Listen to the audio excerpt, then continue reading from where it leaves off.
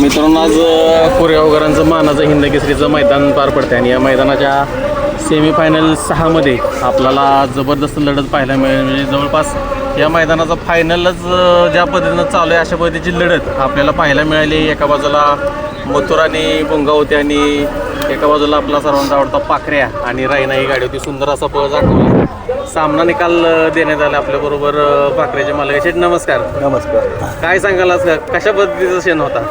आजचा क्षण म्हणजे असा एकदम थरारक होता. म्हणजे कोण कुठली गाडी जिंकल कुठली हाराल ती काय सांगता येत नाही. कुठेतरी शेवटच्या निकाल रेषेपर्यंत चोरस चालू होती. जातो थांब. बघायला गेलं तर म्हणजे शेवटच्या निकालापर्यंत चोरस पाहायला मिळाले आपल्याला. काय सांगाल?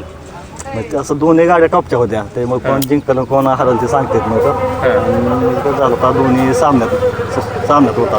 बरं, आता ही गाडी अचानक पळाली म्हणजे रायनाची आणि पाखराची. काय सांगा, पायरा मला सकाळी बाहेर सांगितलं होतं की पायरा रायनाला झाला नव्हता, तर सकाळ रात्री फोन केला आणि गाडी भरून बाहेर आणलाय.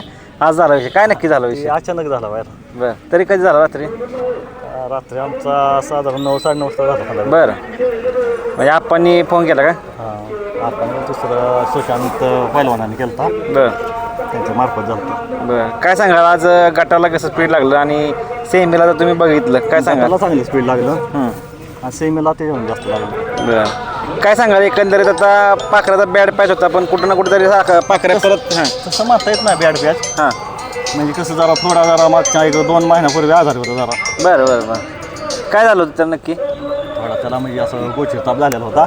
हां, ह्या मैदान झाल्यानंतर आपलं कुशेगावचं जरा नक्कीच उगाळलेला होता. बरं. त्याच्यामुळे ती मग 2 महिने जरा आम्ही थोडाच पळावला होता. एक 6-7 मैदान पळावला, त्यातनं 3-4 मैदान राहिला होता. हां, बरोबर राहिला होता. पण शेठ कुठेतरी पाखऱ्याची एक खासियत आहे, अजूनपर्यंत त्यानं गाडी असली की कधी सोडली नाही सहजासहजी दिलेलं नाही. आणि त्याला बैल पुरला की तो प्रत्येक वेळेस फायनलला पात्र झाला. जेवढे मोठे मैदान असते ते हिंद केसरी असू द्या, आपले महाराष्ट्र केसरी असू द्या मैदान, त्या मैदानात 100% नाव करणारच. काय ना काय पण नाव करून येणारच. त्याची ती एक कुठेतरी खासियत ती पण एक त्याचं वेगळेपण आहे की तो मोठ्या मैदानात कायम राहतो. हा, मोठ्या मैदानात म्हणजे पैर पण असं मोठंच होऊन जाते. पैर मोठं होते आता मग बारकी मैदान असते ते मग असंच पळावं लागते. आता आजचं बघा, आज एवढा मोठा सेमी होता म्हणजे सगळ्या या बलगड सगळ्यांचं लक्ष आजच्या या सेमी असं होतं की मुंबईचं ते दोन्ही बादशाह आहेत. बघायला मुंबईचं म्हणा आपल्या महाराष्ट्रातलं म्हणते बादशाह आहेत. तुमच्या मते आता तुम्ही बघितलं तर दोन्ही पण गाड्या कशा पळाल्या सगळ्या? दोन्ही गाड्या 1 नंबर पळाल्या. गाडी दोन्ही गाड्या 8-8 पळाल्या आणि सामन्यात उतरल्या गाड्या. बरं, आता एक म्हणजे महत्त्वाचा सामना झाला की हे होतं काय, एक गाडी कुठे ते पळायला लागते, तर तुम्हाला आता काय वाटतंय? मग आता नाही, आपलं नाही तसं काय, कुठली पळू द्या. बरं, काय ती पण आपलीच आहे, ती हे पण आपलाच आहे. आणि हे असतं एकमेकाचं जोड्यात पळायचं असतं. बरोबर. ते मग कोणतरी मागं घेतलं पाहिजे. 100% शेट. एक घेतलं पाहिजे त्याच्यावरती मिटत नाही. आमचं काय विषय नाही. महत्त्वाचं तुम्ही बोलून गेला की म्हणजे कोणाला तरी पळायला लागते शेवटी. आणि तुमचा एक म्हणजे काय विषय नाही आहेत त्या थोडक्यात, पण एकंदरीत फायनलचा गुलाल हिंद केसरीच्या मैदान मिळणं एक महत्त्वाचं. आता महत्वाचं म्हणजे कसं, आतापर्यंत 3 झाले ते. बरोबर. आणि आजचा होता. बरं बरं बरं. वाटत होतं की आज 100% गुलाल होणार आणि झाला. आणि कौतुक करावं बाह्या ड्रायव्हरचं. काय सांगाल बाह्या ड्रायव्हर? बाहेर म्हणजे कसं आज पहिल्यांदाच तो आपल्या पाखऱ्याची गाडी हल्ली होती. बरं बरं बरं. तर यापूर्वी काय असं म्हणजे जास्त पाखऱ्याचं जजमेंट नव्हतं ना. बरं बरं बरं. आज पहिल्यांदा हाणलं गाडी. गाडी आज तिने आपल्याला हिंद केसरी गुलाल मिळवून दिला. त्याचा आपण आभार मानतो. बरं, शेठ आता बघायला गेलं तर कुठंतरी तुमच्याकडे एक संयमी बैलगाडा मालक म्हणून बघितलं जातं. आम्ही एवढ्या दिवस तुम्हाला बघतोय, म्हणजे जिंकला तरी कधी जल्लोष नाही, हार झाला तरी कधी नाराज नाही. लय टेन्शन पाहिजे एखाद्या. आता ही कसं आजारी होता का मागच्या 2-3 महिन्यात, त्याने कधी गुलाल सोडलेला ना. बाय चान्स एक जर मैदान त्यांनी मार खाल्ला, 5 ते 6 मैदान त्याचं रेकॉर्ड बघा तुम्ही.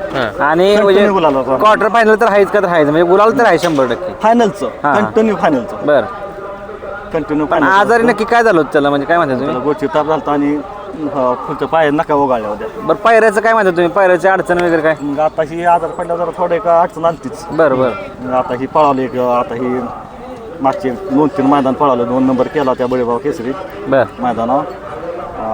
ह्या जेव्हा पण राहिले होते आपलं बलवडी मोठा मैदानावर प्रॉपर बैल. आणि आता त्या दिवशी निमसोडला पण राहिला. आणि काशेगावला आपलं म्हणजे पहिला सेमीत होतो रोमांच्या सर्जेच्या.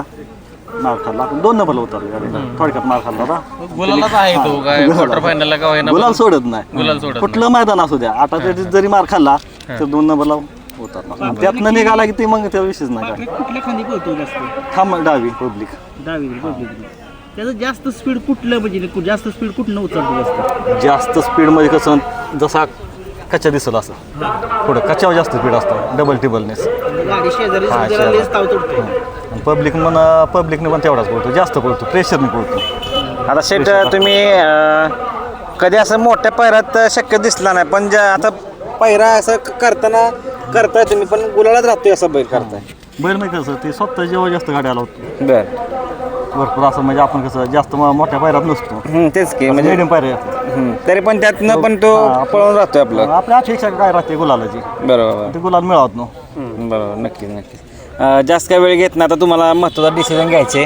नक्कीच तो कलर फायनलला कोणती गाडी पळते, पण तुम्हाला आज गुलाल मिळाला, एक समाधान आहे तुमच्या चेहऱ्यावर, आणि पाखरे तुम्हाला असंच गुलाल देत जाईल हीच तुम्हाला शुभेच्छा असेल.